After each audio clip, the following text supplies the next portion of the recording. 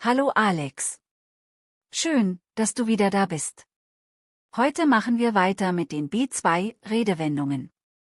Die Nummern 151 bis 200. Bist du bereit? Hallo Moni. Ja, total. Die mythologischen und literarischen Ausdrücke waren sehr interessant. Ich bin gespannt, was jetzt kommt. Heute geht es um Recht, Verantwortung und viele Ausdrücke rund ums Sprechen und Kommunikation. Perfekt. Los geht's. Fangen wir an. Seinen Kopf hinhalten, was bedeutet das? Die Verantwortung übernehmen, besonders für andere? Genau. Er musste für den Fehler eines anderen den Kopf hinhalten, oder, ich werde nicht deinen Kopf für dich hinhalten, also als Sündenbock dienen, die Schuld auf sich nehmen. Und wenn jemand schuldig ist? Etwas auf dem Gewissen haben? Ja, eine Schuld auf sich geladen haben, für etwas Schlechtes verantwortlich sein. Er hat einen Unfall auf dem Gewissen, oder, sie hat viele Fehlentscheidungen auf dem Gewissen, also schuldig sein. Und ähnlich sich etwas zu Schulden kommen lassen? Ja, eine Straftat oder einen Fehler begehen. Er hat sich nichts zuschulden kommen lassen, oder, sie hat sich schwere Vergehen zuschulden kommen lassen, also sich schuldig machen. Und wenn etwas heimlich passiert? Unter der Hand? Ja, nicht offiziell, heimlich, oft illegal. Das habe ich unter der Hand erfahren, oder, er hat das Geld unter der Hand gezahlt, ohne Quittung, also insgeheim. Und wenn jemand im Gefängnis ist? Hinter Schloss und Riegel? Ja, im Gefängnis, eingesperrt. Der Täter sitzt jetzt hinter Schloss und Riegel, oder, sie brachten ihn hinter Schloss und Riegel, also in Haft. Und wenn man die Kontrolle hat? Das Gesetz des Handelns bestimmen? Ja, bestimmen, was passiert, die Initiative haben. In dieser Situation bestimmen wir das Gesetz des Handelns, oder, der Markt bestimmt das Gesetz des Handelns, also die Regeln machen. Und wenn jemand öffentlich verurteilt wird? Jemandem den Prozess machen? Ja, jemanden verurteilen, oft in der Öffentlichkeit, nicht vor Gericht. Die Presse machte ihm bereits vor Gericht den Prozess, oder, man kann nicht jemandem wegen seiner Meinung den Prozess machen, also anprangern. Und das hatten wir ähnlich sich auf dünnes Eis begeben? Ja, eine riskante Situation eingehen. Mit dieser Aussage begibst du dich auf dünnes Eis, oder, er begab sich auf dünnes Eis, als er den Chef kritisierte, also riskieren. Und wenn man ein Problem an der Wurzel packt? Die Axt an die Wurzel legen? Ja, ein Problem radikal und grundlegend lösen. Um das Problem zu lösen, müssen wir die Axt an die Wurzel legen, oder, er legte die Axt an die Wurzel des Übels, also radikal handeln. Und wenn man übermütig ist? Über die Stränge schlagen? Ja, die Grenzen überschreiten, sich daneben benehmen, besonders beim Feiern. Im Urlaub haben wir mal so richtig über die Stränge geschlagen, oder, Jugendliche neigen dazu, manchmal über die Stränge zu schlagen, also ausgelassen sein. Und wenn man seine Pflicht erfüllt? Seine Schuldigkeit tun? Ja, seine Aufgabe erfüllen, das tun, was man tun muss. Ich habe meine Schuldigkeit getan, jetzt seid ihr dran, oder, er hatte seine Schuldigkeit getan und ging in Rente, also seine Pflicht erfüllen. Und wenn man eine Situation ausnutzt? Sich etwas zunutze machen? Ja, einen Vorteil aus etwas ziehen. Er verstand es, sich die Gunst der Stunde zunutze zu machen, oder, sie machte sich seine Abwesenheit zunutze und durchsuchte sein Zimmer, also ausnutzen. Und wenn jemand den größten Teil bekommt? Den Löwenanteil bekommen? Ja, den größten Teil, den Hauptanteil.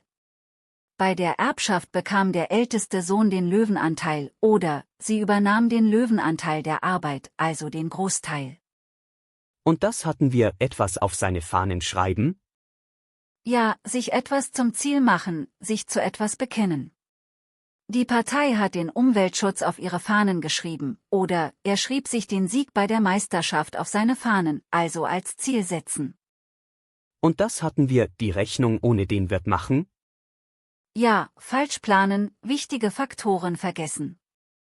Wenn du denkst, das wird einfach, machst du die Rechnung ohne den Wirt, oder sie haben die Rechnung ohne den Wirt gemacht und die Konkurrenz unterschätzt, also falsch kalkulieren. Und das hatten wir durch die Blume sagen? Ja, indirekt, verblümt sagen. Um ihn nicht zu verletzen, sagte sie es ihm durch die Blume, oder er ist sehr direkt und sagt nichts durch die Blume, also nicht direkt. Und das hatten wir kein Blatt vor den Mund nehmen? Ja, direkt und ehrlich sagen, was man denkt. Sie nimmt kein Blatt vor den Mund und sagt ihre Meinung deutlich, oder er ist bekannt dafür, kein Blatt vor den Mund zu nehmen, also offen sprechen. Und das hatten wir das Wort im Munde umdrehen? Ja, verdrehen, was jemand sagt. Er dreht mir jedes Wort im Munde um, oder, man muss aufpassen, sonst dreht er dir das Wort im Munde um, also manipulieren. Und das hatten wir ins gleiche Horn stoßen? Ja, gleicher Meinung sein. In dieser Frage stoßen wir beide ins gleiche Horn, oder, die beiden Kollegen stoßen immer ins gleiche Horn, also übereinstimmen. Und das hatten wir auf den Punkt bringen? Ja, das Wesentliche sagen. Um es auf den Punkt zu bringen, wir brauchen mehr Geld, oder, er brachte das Problem genau auf den Punkt, also präzise sein. Und das hatten wir um den heißen Brei herumreden? Ja, nicht zur Sache kommen. Höher auf, um den heißen Brei herumzureden, und sag mir endlich die Wahrheit, oder, er redet immer lange um den heißen Brei herum, bevor er zur Sache kommt, also drum herumreden. Und das hatten wir sich in Widersprüche verstricken? Ja, sich selbst widersprechen. Im Verhör verstrickte er sich immer mehr in Widersprüche, oder, wenn du nervös bist, verstrickst du dich leicht in Widersprüche, also sich verfangen. Und wenn man ein Thema anspricht? Die Sprache auf etwas bringen? Ja, ein Gespräch auf ein bestimmtes Thema lenken. Er brachte die Sprache auf das heikle Thema, oder, ich will die Sprache nicht wieder auf die Probleme von gestern bringen, also thematisieren. Und was bedeutet das geht mir flöten? Das verstehe ich nicht, das ist mir zu kompliziert. Kannst du das nochmal erklären? Das geht mir flöten, oder, bei dieser Erklärung geht mir völlig flöten, also nicht verstehen. Und das hatten wir sich verhaspeln? Ja, sich versprechen. Vor Aufregung verhaspelte er sich ständig, oder, wenn ich nervös bin, verhaspel ich mich oft, also stolpern beim Reden. Und das hatten wir den Mund halten? Ja, still sein, nichts sagen. Halt den Mund. Ich will das nicht mehr hören, oder, kannst du nicht mal den Mund halten, also aufhören zu reden. Und das hatten wir das Wort ergreifen? Ja, anfangen zu sprechen. Der Vorsitzende ergriff als erster das Wort, oder, darf ich kurz das Wort ergreifen, also das Reden übernehmen. Und das hatten wir zu Wort kommen? Ja, die Gelegenheit bekommen, zu sprechen. Bei der Diskussion sind alle Teilnehmer zu Wort gekommen, oder, die Schüler kamen im Unterricht ausgiebig zu Wort, also reden dürfen. Und das hatten wir sich verplappern? Ja, aus Versehen ein Geheimnis verraten. Sie hat sich verplappert und das Geburtstagsgeschenk verraten, oder, pass auf, dass du dich nicht verplapperst, also ausplaudern. Und das hatten wir die Zunge herausstrecken? Ja, eine freche Geste. Das Kind streckte der Erzieherin die Zunge heraus, oder, er streckte mir nur die Zunge heraus und ging weg, also provozieren. Und was bedeutet mit jemandem Deutsch reden? Klartext reden, direkt und deutlich sagen, was Sache ist. Jetzt rede ich mal Deutsch mit dir, das war ein Fehler, oder, er redete mit seinem Sohn Deutsch über die Konsequenzen, also deutlich werden. Und das hatten wir etwas an die große Glocke hängen? Ja, etwas öffentlich machen, überall erzählen. Das musst du nicht gleich an die große Glocke hängen, oder, warum hast du das an die große Glocke gehangen? Das geht doch niemanden etwas an, also herumerzählen. Und das hatten wir sich in Rätseln ausdrücken? Ja, unklar, rätselhaft sprechen. Hör auf, dich in Rätseln auszudrücken, sag einfach, was du meinst, oder, seine Antworten waren vage und er drückte sich in Rätseln aus, also unverständlich. Und wenn man zustimmt? Das kann man laut sagen? Ja, das kann man öffentlich sagen, dem stimme ich voll zu. Diese Arbeit war anstrengend. Ja, das kann man laut sagen, oder, er ist ein guter Chef. Das kann man laut sagen, also Zustimmung. Und das hatten wir sich in Schweigen hüllen? Ja, nichts sagen, bewusst schweigen. Zu den Vorwürfen hüllte er sich in Schweigen, oder, sie hüllte sich in Schweigen und sagte kein Wort mehr, also nicht reagieren. Und das hatten wir, das Eis brechen? Ja, eine angespannte Situation auflockern. Mit einem Witz versuchte er, das Eis zu brechen, oder, ein gemeinsames Spiel ist gut, um das Eis zu brechen, also entspannen. Und das hatten wir, ein offenes Wort? Ja, ehrlich und direkt reden. Er ist ein Freund des offenen Wortes, oder, ich möchte einmal ein offenes Wort mit dir reden, also Klartext. Und das hatten wir, zwischen den Zeilen lesen? Ja, das Ungesagte verstehen. Wenn du zwischen den Zeilen liest, verstehst du, was er wirklich meint, oder, in ihrem Brief konnte ich zwischen den Zeilen ihre Traurigkeit lesen, also interpretieren. Und was bedeutet, das sagt sich so leicht? Das ist leicht zu sagen, aber schwer zu tun. Du musst einfach positiver denken. Das sagt sich so leicht, oder, das sagt sich so leicht, aber die Umsetzung ist schwer, also eine Untertreibung. Und wenn man auf ein Thema kommt? Auf etwas zu sprechen kommen? Ja, im Gespräch ein Thema erwähnen. Wie sind wir eigentlich auf dieses Thema zu sprechen gekommen? Oder, wir kamen im Gespräch auch auf die aktuellen Ereignisse zu sprechen, also thematisieren. Und wenn man etwas nicht erinnern kann? Das liegt auf der Zunge?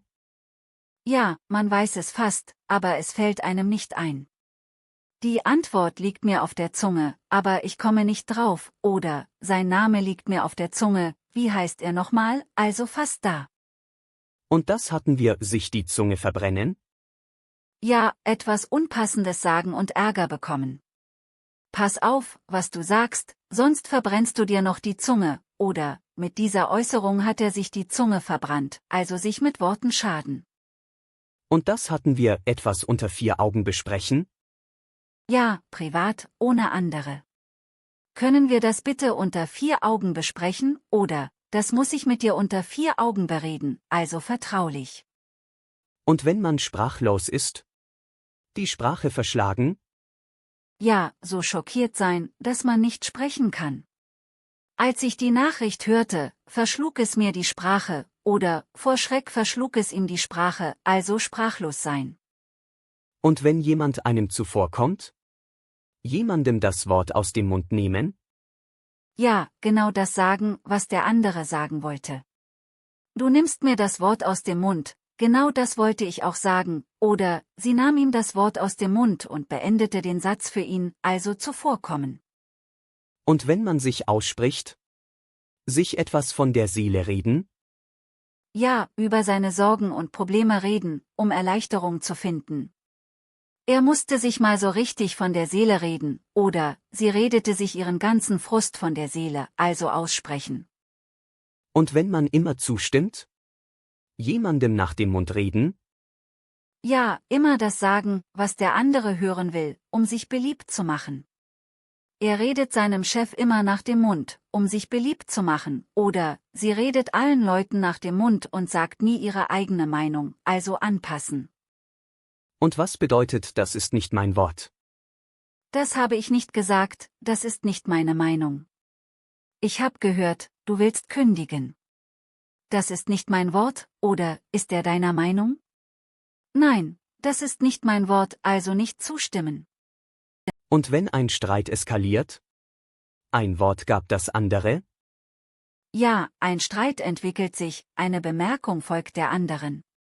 Im Streit gab ein Wort das andere, und plötzlich schrien sie sich an, oder, bei der Diskussion gab ein Wort das andere und es wurde sehr hitzig, also eskalieren.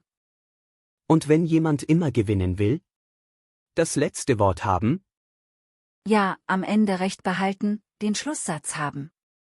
In dieser Familie hat immer die Mutter das letzte Wort, oder, er muss immer das letzte Wort haben, selbst wenn er Unrecht hat, also dominant sein. Wow, 200b2 Redewendungen. Das ist unglaublich viel. Ja, du hast jetzt einen wirklich umfangreichen Wortschatz auf hohem Niveau. Was nehme ich mit? Die Kommunikationsausdrücke sind super. Kein Blatt vor den Mund nehmen, um den heißen Brei herumreden, das Wort im Munde umdrehen. Die machen dein Deutsch sehr lebendig. Und die für Recht und Schuld? Seinen Kopf hinhalten, etwas auf dem Gewissen haben? Ja, genau.